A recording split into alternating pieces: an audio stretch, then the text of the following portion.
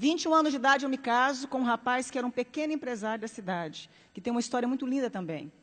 E os meus pais foram no meu casamento para não ficar feio para a sociedade, porque até então eles também não conversavam comigo ainda, pelo fato de eu ter me apaixonado em Jesus.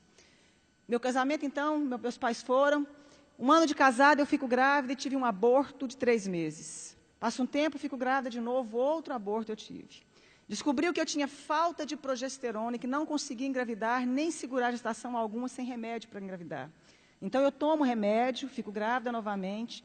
E com 8 meses de gestação, então eu tomo remédio, fico grávida novamente, e com 8 meses de gestação, justamente no dia que eu completo 24 anos de idade, nasce a minha primeira filha, Letícia, branquinha dos olhos azuis como o pai, linda.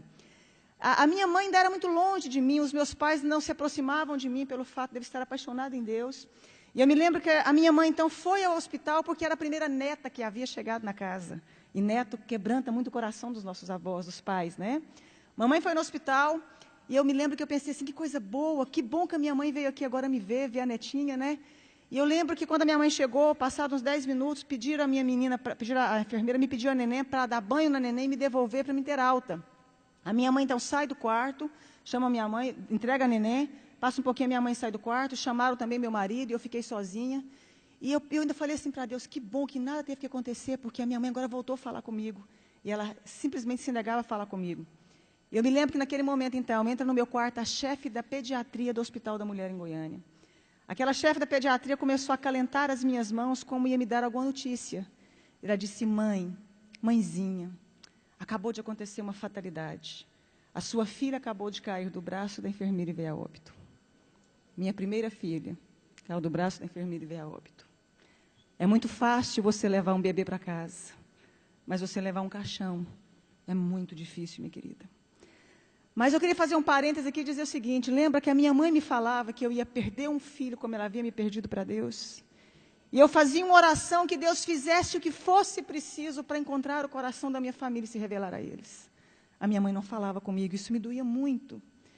Quando então eu recebo a notícia, minha mãe já havia recebido a notícia na porta do hospital. A minha mãe sobe as escadarias do hospital, entra no quarto e começa a gritar, filha, me perdoa.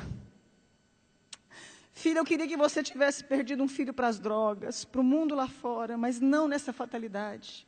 A minha mãe começa a abraçar as minhas pernas, beijar as minhas pernas. Mas foi a primeira vez que eu vi a minha mãe dizer que me amava. Foi a primeira vez que ela me deu colo. Foi a primeira vez que a minha mãe teve tempo de dizer que eu era especial e importante para ela. Foi a primeira vez que ela pôde ouvir porque eu havia escolhido caminhar com Jesus. E houve então ali um momento de restauração, de perdão entre eu e minha mãe. Os meus pais voltaram a falar comigo. Eu mandei fazer um exame do corpo da minha filha porque eu já tinha tido alguns abortos. 30 dias depois chegou o laudo do exame. Eu descobri que a minha filha havia nascido sem cálcio e sem glicose. A Letícia jamais iria andar e teria convulsões simultâneas. E a minha médica fala para mim, adota um filho porque você não pode mais ser mãe. Mesmo com os remédios, sua filha veio com problema. E eu disse que eu acreditava num Deus capaz de mudar a nossa vida, a nossa história, a nossa sorte. 1 ano depois eu dei à luz a uma criança linda, perfeita e sadia, chamada Angélica.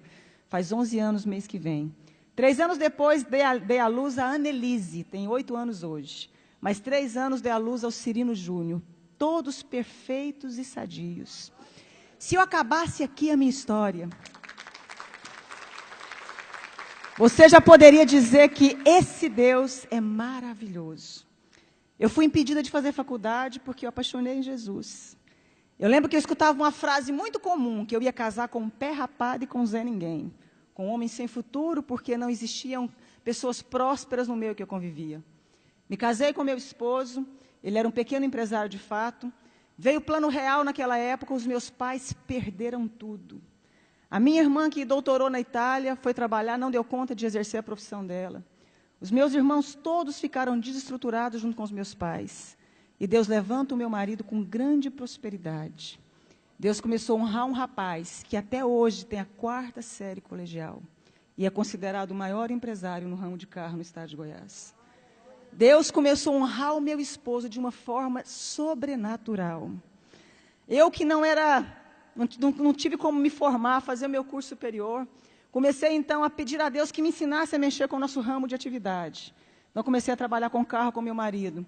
Hoje nós temos um grupo de 4 empresas de carro, temos uma fábrica que eu desenho, sonho com os modelos das roupas, acordo e desenho e fabrico, tem uma grife com meu nome. Né? E como se não bastasse, comecei a fazer programa de televisão falando de Deus, falando de como sai de crise, falando de como superamos os momentos difíceis da vida. E aí, autodidata ainda, Deus achou que não estava bom, me fez virar escritora. Tenho 35 livros escritos, 7 deles editados, né? E sou presidente também de uma ONG chamada Mulheres que Fazem a Diferença. Eu pude entender algo na minha vida, que quando a gente acha que a gente não é ninguém, e que não tem como mais resolver a nossa história, existe um Deus capaz de fazer um milagre na sua vida. Existe um Deus capaz de mudar toda a sua história. Para terminar, os meus pais, quando perderam tudo, vieram trabalhar para nós. Meu pai trabalhou como meu motorista há muito tempo, agora eu dei um caminhão para ele trabalhar na cidade do interior, cuidando de frete. A minha mãe é a chefe da minha fábrica. Os meus irmãos um tempo trabalharam conosco. Todos eles vieram trabalhar conosco. Deus, meu pai um dia chorando me disse, um dia eu te disse que Deus mudasse a sua história, mas eu não imaginava que eu fazia parte dela. Eu quero dizer uma frase para você, dentro do nosso tema. A pessoa que é covarde, ela não tenta fazer nada na vida. O fracassado, ele não termina, e o vencedor não desiste. Você nasceu para vencer.